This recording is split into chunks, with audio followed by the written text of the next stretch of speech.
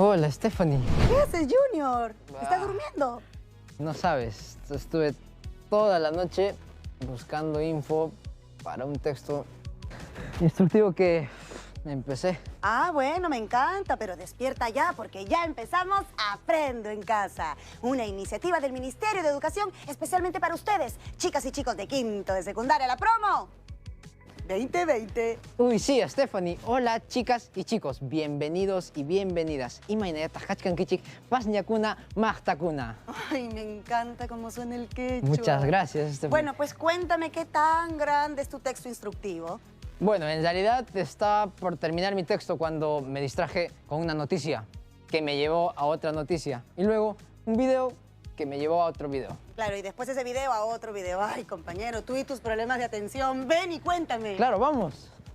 Ay, Stephanie, no son problemas de atención, sino que hay tanta información por descubrir que a veces no sé por dónde empezar. Bueno, sí, compañero, eso es cierto. Cada día se generan toneladas de información, ya sea por los medios, las noticias o todas las redes sociales que conocemos. Bueno, ¿y a todo esto qué video estuviste viendo? De todo, Stephanie. De todo, pero ¿como qué? Pues, ¿no? Que cuente. Bueno. Empecé viendo un video de que los extraterrestres crearon las pirámides de Egipto y terminé con una teoría de que el hombre nunca llegó a la luna. Pero eso sí, no vayas a creer que yo soy de los que piensan que la Tierra es plana. Bueno, al menos eres consciente de que no toda la información que encuentras es verdad. Ese es un buen inicio. Pero a ver, aquí entre nos, ¿cómo sabes qué información es cierta y cuál es falsa? A ver, Stephanie, la verdad es que la mayoría de las veces es fácil saberlo, utilizando la lógica. Por ejemplo, a mi hermano menor le mandaron la noticia en redes sociales de que había aparecido delfines en el río Rímac, gracias a que la contaminación había disminuido. Claro, pues, ahora que lo dices, me parece haber escuchado esa noticia. Y creo que hasta la sacaron en varios medios, ¿no? Pero era falsa. Pero en un primer momento, mi hermano se emocionó por la noticia porque le parecía algo positivo. Lo compartió con sus mejores amigos. Pero luego de pensarlo mejor, se dio cuenta de que esta noticia no tenía tanta lógica, ya que al investigar sobre el tema encontró que en el río Rímac no existen delfines. Claro, pues. Igual que en este caso de los delfines, parece que creo que se trató de un meme o algo así, ¿no? Sí, es cierto, es cierto. Puede ser, pero lo que me queda claro es que cada vez hay más información falsa circulando y muchas veces sucede sin mala intención, como el caso de mi hermano o algunas publicaciones del Día de los Inocentes. Pero otras veces también se hace buscando obtener algún beneficio. Es verdad, compañero. Así que para conocer más sobre ese tema hemos invitado a la profesora Virna Espinosa, que nos va a contar todo sobre las fuentes de información. Adelante, profesora.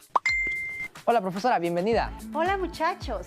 Antes de entrar, los escuché conversar sobre la gran cantidad de información que se produce a diario. Y no todo lo que escuchamos o vemos es verdad necesariamente. ¿Ustedes saben qué son las fuentes de información? Me parece que son canales de la tele o algún programa de radio, ¿no? Pues no, en realidad son cualquier tipo de documentos que aportan datos útiles a la investigación. Las fuentes pueden ser de dos tipos según su origen. Las fuentes primarias son las que presentan la información original sin que ésta haya sido alterada. Y las fuentes secundarias son las cuya información ha sido elaborada en base a los documentos primarios originales. Dentro de las fuentes primarias se incluyen los documentos originales, entrevistas, testimonios, autobiografías, discursos, cartas, fotografías, entre otros. Entonces podría decirse que las fuentes primarias son información de primera mano. Muy bien dicho, Stephanie. Por otro lado, las fuentes secundarias incluyen a las revistas, libros, artículos, monografías y enciclopedias. Bien, de acuerdo al medio, cómo se obtienen las fuentes, pueden ser orales o escritas. Las orales son documentos no escritos que pueden contener información documental o histórica como tradiciones que se mantienen por generaciones, transmisión de conocimientos narrados con la voz, discursos o testimonios orales. ¿Y una canción también puede ser una fuente oral? Muy bien dicho, Junior. Muchas canciones han narrado la historia de los pueblos o de los acontecimientos más importantes que tuvieron.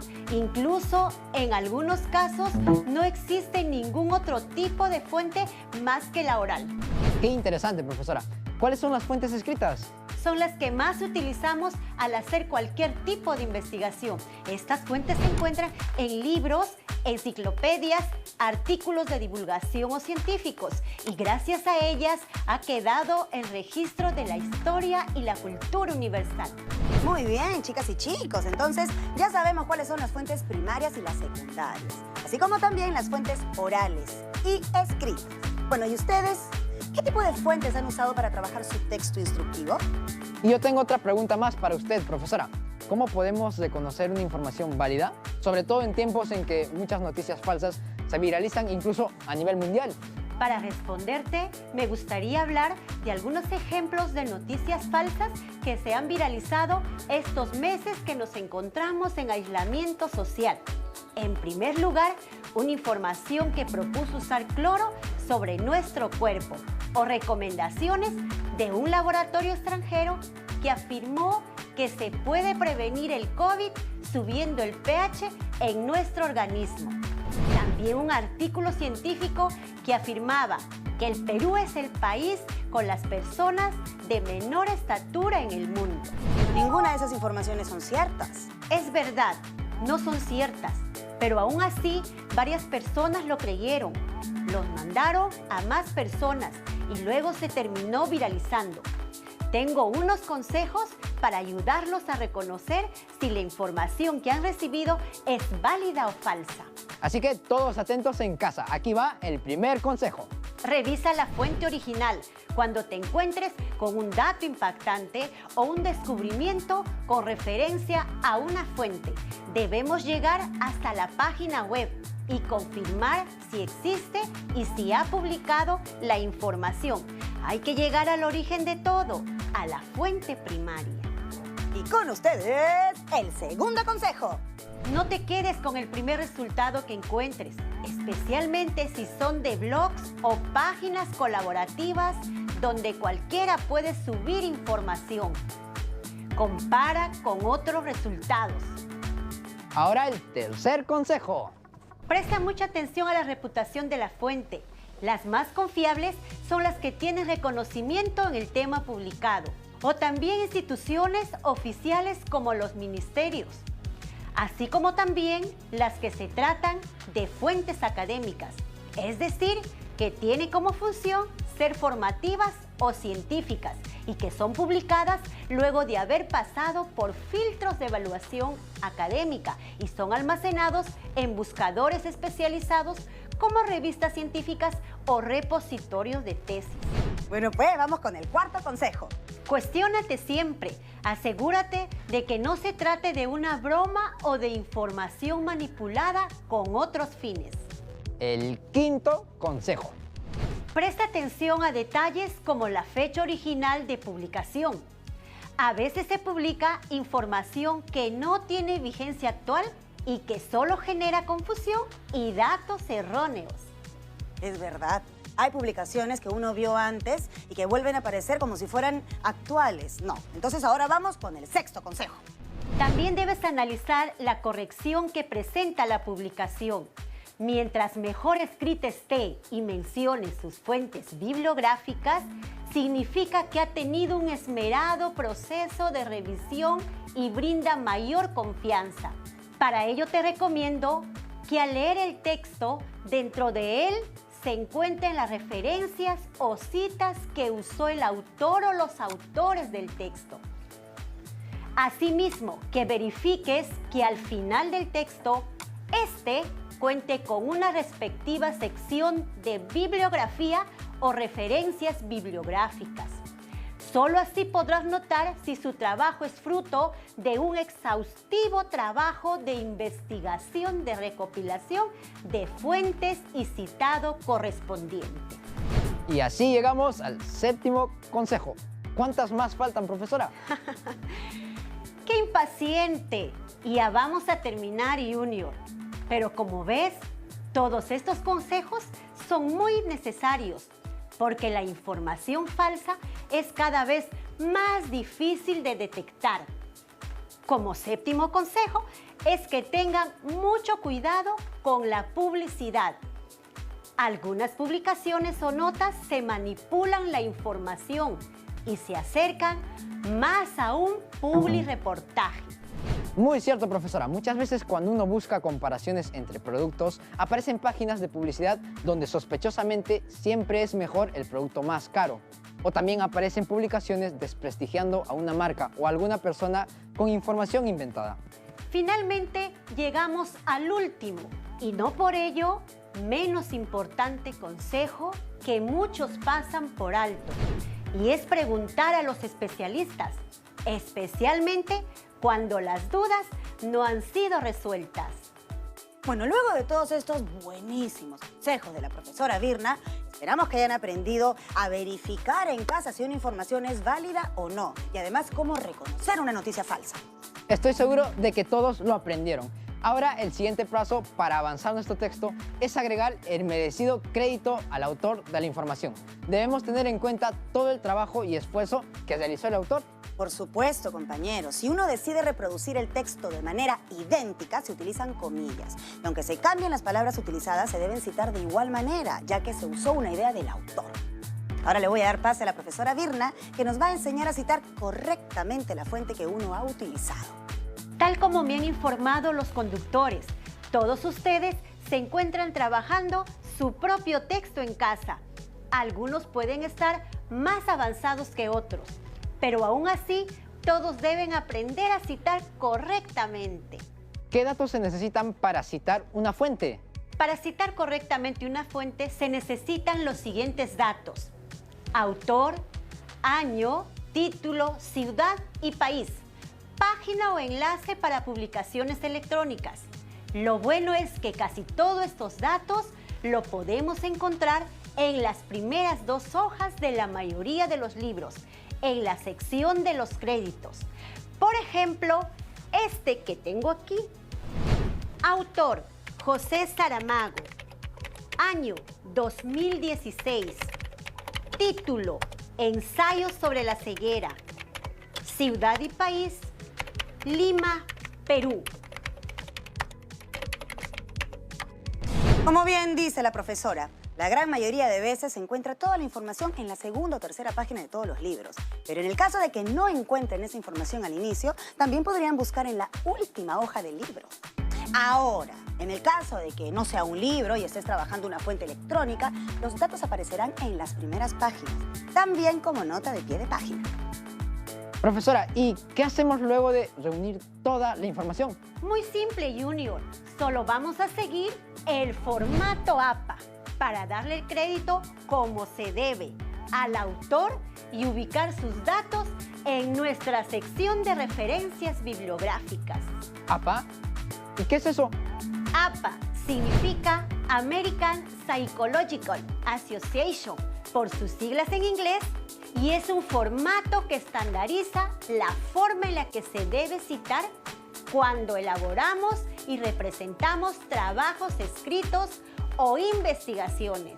Profesora, ¿y qué estructura se utiliza para el formato APA? Empecemos por lo más importante, que es el nombre del autor del texto. La forma correcta de escribirlo es el apellido del autor seguido de una coma, luego la inicial de su primer nombre y finalmente un punto. En segundo lugar, escribe entre paréntesis el año en que el libro se publicó. Si no existe dicha información, puede usar la abreviación SF, sin fecha, dentro de los paréntesis y colocar un punto después del paréntesis.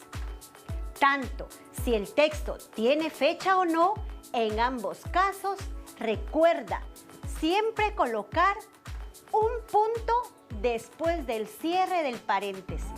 Continuamos ahora ingresando el título completo del libro. Escríbelo en cursiva si estás en una computadora o con comillas simples si es a mano. y coloca un punto tras el título. Agregamos finalmente la información de la casa editorial que publicó el libro y cerramos con un punto final. Recuerda que estos datos van sin letra cursiva, solo el título tuvo esta característica. La información debe verse con el mismo formato. Felicitaciones a todas y a todos. Ahora ya saben citar correctamente la fuente que han utilizado para realizar su texto. Bueno, nuestro compañero Junior nos va a hacer un último repaso de todos los datos necesarios para citar correctamente. Perfecto, Stephanie. Así que prepárense en casa. ¿Están listos? ¡Claro que sí! Empezamos entonces con el resumen. Escribimos el nombre del autor del texto, empezando por su apellido y luego la inicial de su nombre. Posteriormente colocamos el año en que se publicó el libro. Si no tuvo fecha, se escribe entre comillas S.F, que significa sin fecha.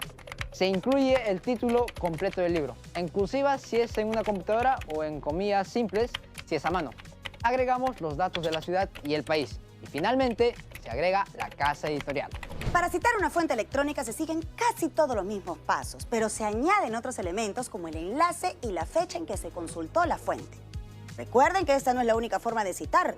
Existen muchos más casos que pueden preguntárselos a su profesora o su profesor.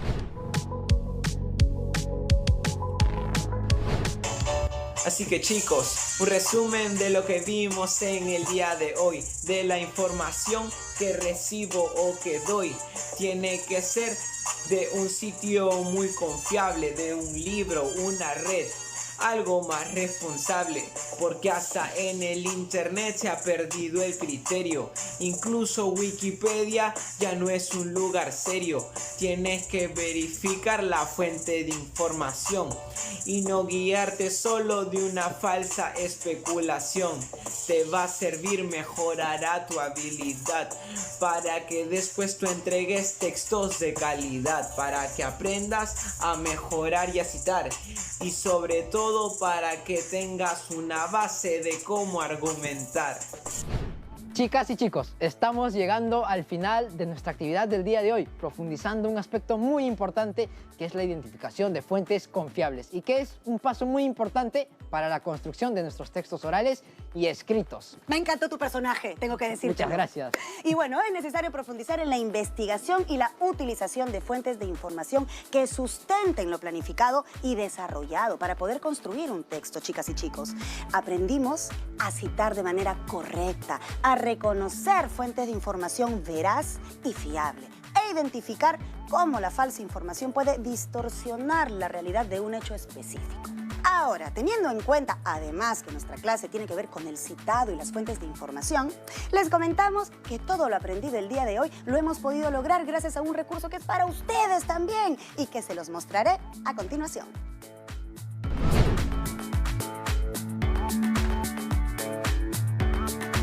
Como corresponde al citado, debemos mencionar que toda esta información la hemos logrado obtener y explicarla gracias a la Guía para la Investigación y Citado de Fuentes elaborada por el experto Roberto Francisco Brañez Medina en el año 2019.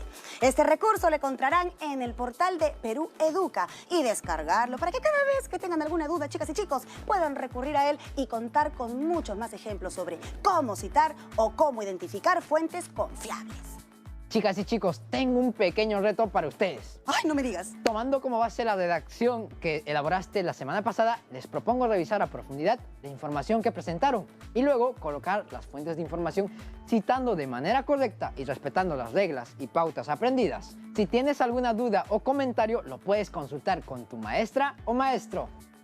Bueno, muchachas y muchachos, es hora de compartir todo lo que aprendieron con su familia. Y ahora sí, nos vemos en el siguiente programa de Aprendo en Casa. Y no se olviden, por favor, tener su cuaderno, sus hojas de reuso y los invitamos a hacer crecer ese portafolio con muchos más trabajos archivados, mostrando así las evidencias de su aprendizaje.